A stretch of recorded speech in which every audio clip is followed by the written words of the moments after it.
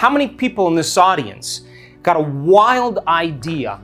You asked yourself, what would it be like to be wealthy, to be healthy, to be free, to be in a new relationship? The moment you asked that frontal lobe question, all of a sudden the creative center of the brain turned on.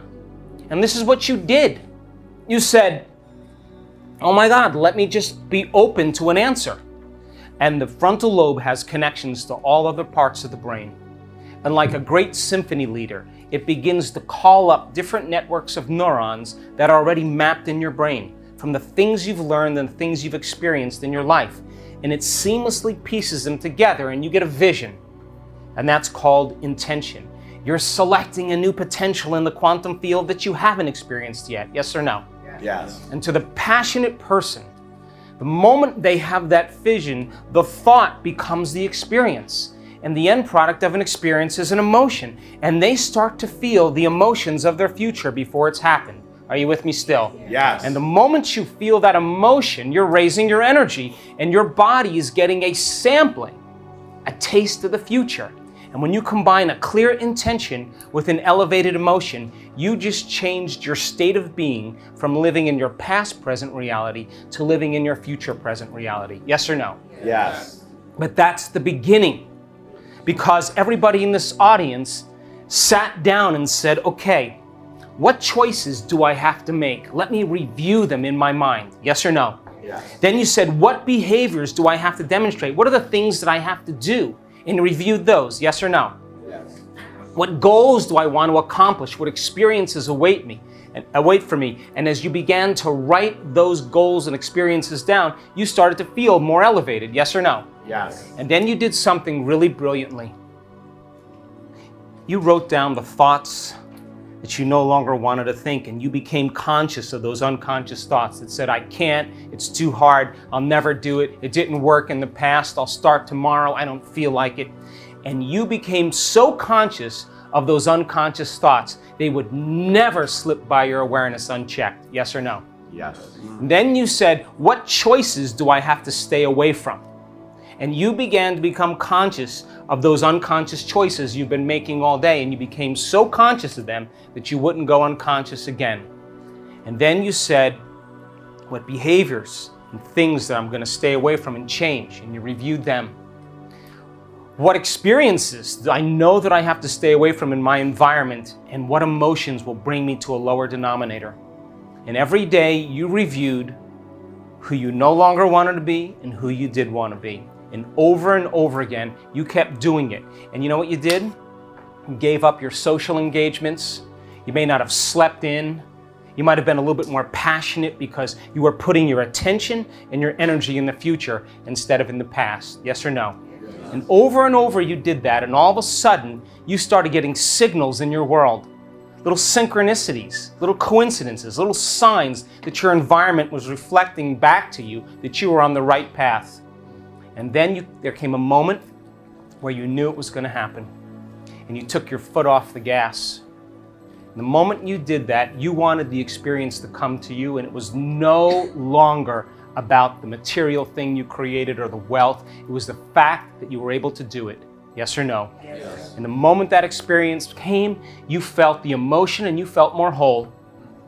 And you were more giving and more loving and more caring and more present and more forgiving in your life because you felt better about yourself. Yes or no? Yes. So now here's my question. Think of a time in your life where you were being defined by a vision of the future, you saw it, and it didn't happen. What happened then? You got a clear intention, you got inspired, you felt the elevated emotion, you were in a whole new state of being. And then you know what happened? I'll tell you. You got busy. You didn't have enough time for it. You know, you had people to see and places to go and things to do and parties and dinners. And you got distracted by your external environment. Or you just didn't feel like it one day because you were tired, or you had a headache, or you had a fight with somebody 3 days ago. And all of that means then is that it was your body, your environment, and time that talked you out of that future. And the moment you shrunk back into mediocrity, you found people in your life that did the same, and people use each other to reaffirm their addiction to suffering and victimization. We call that normal. Yes or no? Yes. So the hardest part about change is not making the same choice as you did the day before. And here's the old self, and here's the new self, and you got to cross a river. And the moment you decide to make a different choice, get ready, because it's going to feel uncomfortable. There's going to be some uncertainty. It's going to feel unfamiliar. It's going to become unpredictable. And the moment you say, I'm going to do this or I'm going to change, and you decide to make those changes, you just stepped into that river. And if the body has been conditioned to be the mind, the servant is now the master. Now the body's running the show. And guess what happens the moment you step into the unknown? The body says, whoa, this doesn't feel right. And it starts sending signals back to the brain. And you start to hear voices in your head. And those voices are, start tomorrow. This doesn't feel right. It's my mother's fault. It's my ex-husband's fault. This is too hard. What's wrong with me? The analytical mind starts going. And it's the same thoughts that you've always had. It's just happening behind the scenes of your awareness. But now you're conscious of them. And if you respond to that same thought as if you always do, the same thought's going to lead to the same choice. The same choice is going to lead to the same behavior. The same behavior is going to create the same experience. The same experience is going to produce the same emotion. And then people say, this feels right. No, it feels familiar. Going from the old self to the new self is the neurological, the biological, the chemical, the hormonal, the genetic death of the old self. And people say to me all the time, Dr. Joe, I'm in the unknown. I can't predict my future. And I always answer them the same way. The best way to predict your future is to create it. Not in the known, but in the unknown. Becoming comfortable in that place is the mastery. What thoughts do you want to fire and wire in your brain and put your attention behind? What behaviors do you want to demonstrate in one day, one lifetime? And as you begin to rehearse those behaviors in your mind, and you're truly present, the brain does not know the difference between the experience going on out there and the experience going on in here. And now you're installing the neurological hardware to look like the experience has already occurred. And now your brain is no longer a record of the past. Now it is a map to the future. And so then, the last part is the tough part. Because can you teach your body emotionally what that future is going to feel like before it's made manifest? That means you cannot wait for your wealth to feel abundance and worthiness. You can't wait for your success to feel empowerment and gratitude. You can't wait for your new relationship to feel love.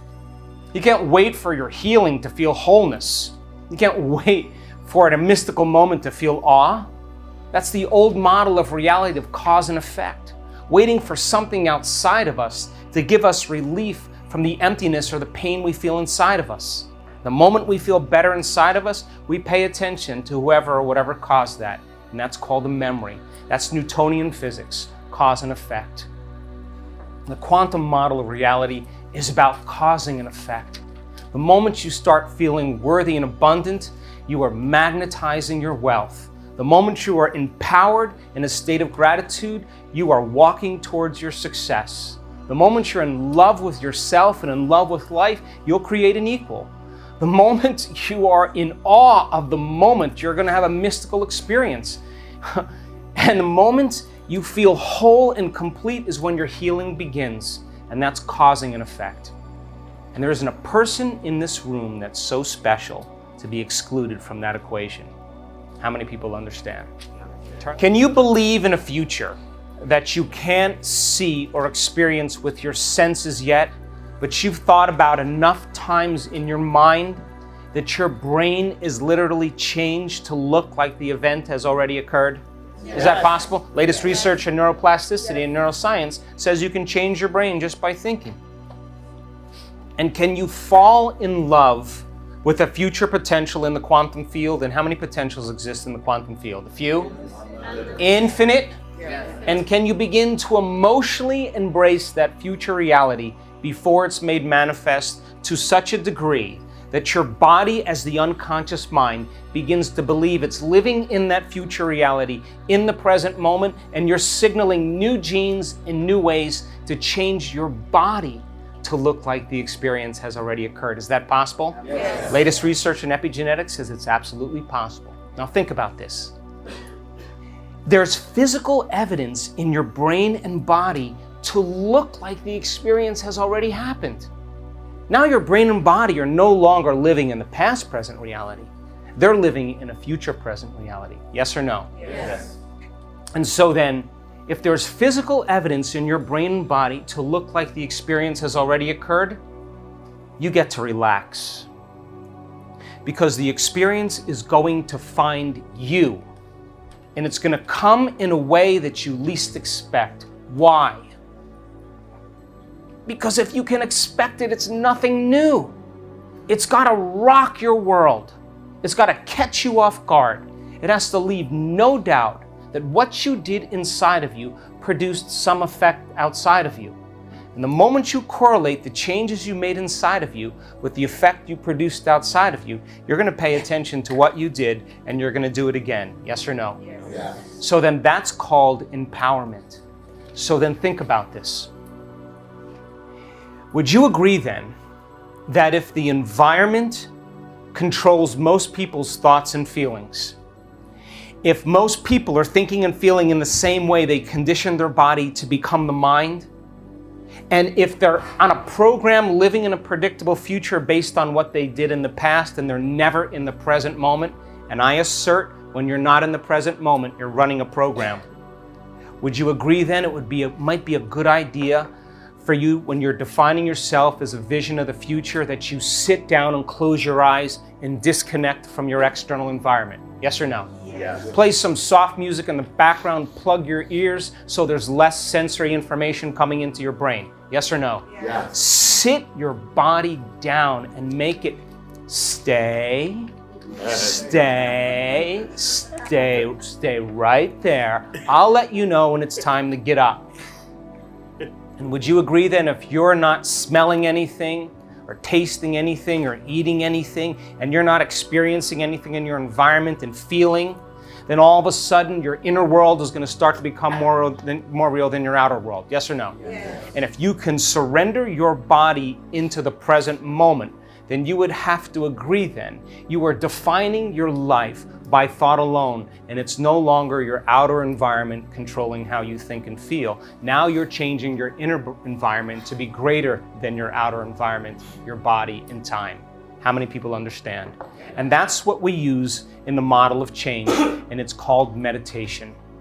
So then imagine the word meditation literally means to become familiar with. That's what it means. So then if you're sitting in your meditation and you're becoming conscious of your unconscious thoughts and they're becoming so familiar to you, are you in a meditation? Yes or no? Yes, you are. To know thyself. But those thoughts have been happening behind the scenes of your awareness the entire time, but most people are too distracted by their external environment.